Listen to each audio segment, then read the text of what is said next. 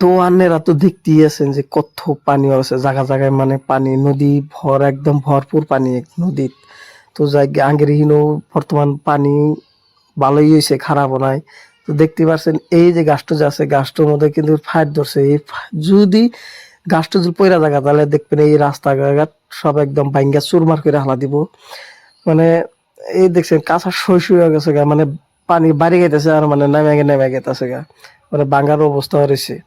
যে বাকেরা পানি বাড়তাছে মোটামুটি, যে বাকেরা যদি বাড়ে আর একদিন, তাহলে মনে করেন যে রাস্তাঘাট একদম পুরা তলায় যাবো গা, একবার ডাইরেক্ট এরকম অবস্থা হয়ে গেছে গা।